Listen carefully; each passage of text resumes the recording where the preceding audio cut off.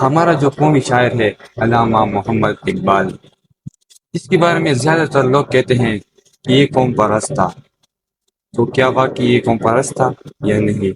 اس کے بارے میں آپ کا کیا خیال ہے؟ علامہ محمد اقبال رحمۃ اللہ علیہ کی زندگی کے دو ادوار ہیں۔ جی بالکل۔ ایک دور وہ ہے جب وہ نیشنلسٹ تھا، قوم پرست تھا، جی اور ایک دور وہ ہے جس میں اس نے قوم پرستی کی شدید ترین مخالفت کی۔ جی بالکل۔ اب دیکھنا یہ ہے کہ کوئی بھی شخص اس کی زندگی کے پہلے دور کو نہیں دیکھا جاتا، جی بالکل۔ بلکہ آخری دور کو دیکھا جاتا ہے۔ جی بالکل۔ مثال کے طور پہ اگر ایک مفتی ایک ہی مسئلے پر دو قسم کے فتوے دے جی تو دیکھا جائے گا کہ اس کا آخری فتویٰ کون سا تھا۔ جی بالکل۔ اسی طرح حضور صلی اللہ علیہ وسلم کے جو اعمال ہیں، جو عبادات ہیں، اور جو شریعت اس نے اپنے امت کو دی، اس میں بھی دیکھا جائے گا کہ حضور صلی اللہ علیہ وسلم کے آخری عمل کون سا تھا۔ جی بالکل۔ تو اب آتے ہیں علامہ اقبال کی پہلی زندگی کے بارے میں۔ جی جو کچھ لوگ اس کنفیوژن میں آتے ہیں کہ علامہ اقبال نے کچھ ایسے اشعار کہے ہیں جی جس سے قوم پرستی کی بو آتی ہے۔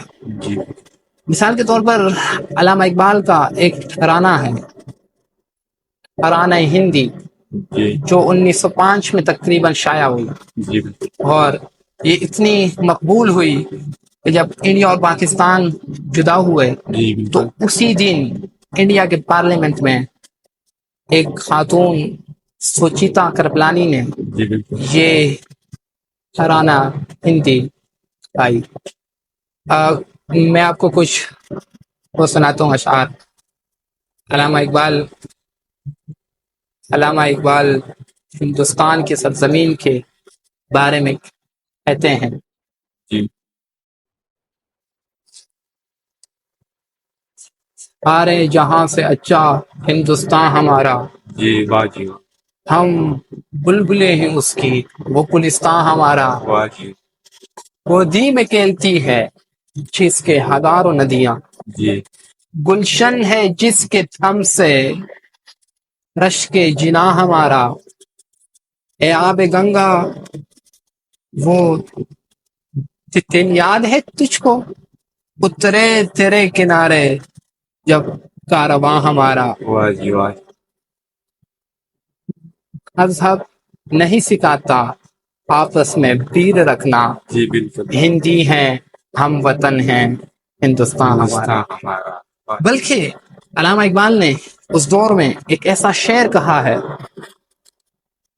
کہ آپ حیران رہ جائیں گے کہ علامہ اقبال نیشنلزم کے، قوم پرستی کی پیک پر پہنچ چکے تھے۔ جی بالکل۔ علامہ اقبال فرماتے ہیں، پتھر کی مورتی میں سمجھا ہے تو خدا ہے، پتھر کی مورتی میں سمجھا ہے تو خدا ہے، واہ خاک وطن کا مجھ کو ہر ذرہ دیوتا ہے۔ واہ واہ، زبردست زبردست۔ اب یہ ہے علامہ اقبال کے نیشنلزم کی پیک۔ لیکن پھر بعد میں علامہ اقبال نے قوم پرستی کی شدید ترین مخالفت کی اور کچھ ایسے اشعار کہیں جی جو رہتے دنیا تک قائم و دائم رہیں گے، جی بالکل۔ جو مسلمانوں کی ملی اتحاد کے لیے ایک اصول دیا علامہ محمد اقبال نے۔ جی اور وہ لوگ جو علامہ اقبال کو قوم پرست وہ کرتے ہیں، ان کی مخالفت ان اشعار سے ہوتی ہے۔ جی میں چاہوں گا کہ میں وہ سناؤں آپ کو۔ میرے ساتھ علامہ اقبال کے ایک کتاب ہے، میں اس سے آپ کو یہ سناتا ہوں، جسٹ اے سیکنڈ۔ علامہ محمد اقبال کہتے ہیں، اس دور میں میں اور ہیں، جام اور ہیں، جم اور، جی بالکل۔ ساقی نے بنا کی روش لطف ستم اور، مسلم نے بھی تعمیر کیا اپنا حرم اور، جی بالکل۔ تہذیب کی آذر نے ترشوائے صنم اور، ان تازہ خداؤں میں سب سے بڑا وطن ہے وہ قوم، وہ علامہ اقبال جو کل تک قوم پرستی کی تائید کر رہا تھا، آج اس نے وطن کی محبت کو، ناجائز محبت کو سب سے بڑا بت قرار دیا۔ تو علامہ محمد اقبال فرماتے ہیں ان تازہ خداؤں میں سب سے بڑا، ان تازہ خداؤں میں بڑا سب سے وطن ہے جو پیرہن اس کا ہے وہ مذہب کا کفن ہے۔ واہ جی واہ، آپ سوچ سکتے ہیں۔ ایک اور شعر میں آپ کو سناتا ہوں۔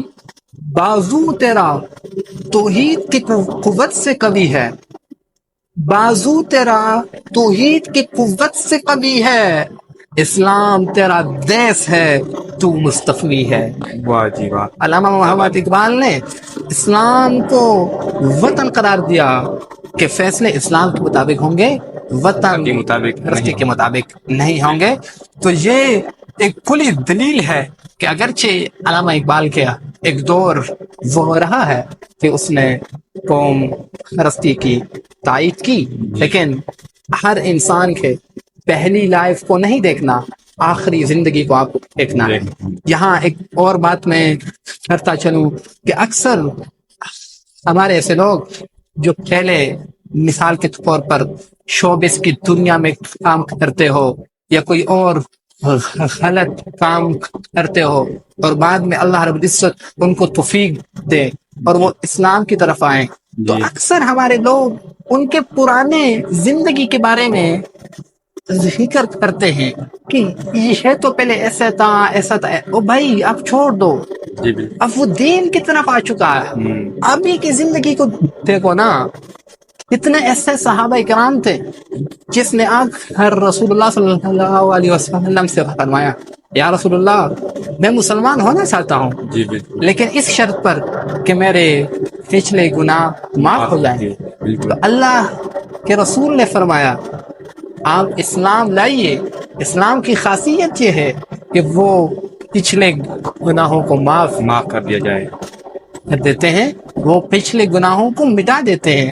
تو آپ پچھلی لائف کے بارے میں فکر نہ کریں، بلکہ اس نے جو بعد میں اچھے کارنامے کیے ہیں ان کے بارے میں آپ لوگوں کا ذکر کریں اور ان کے بارے میں ان کو موٹیویٹ کریں۔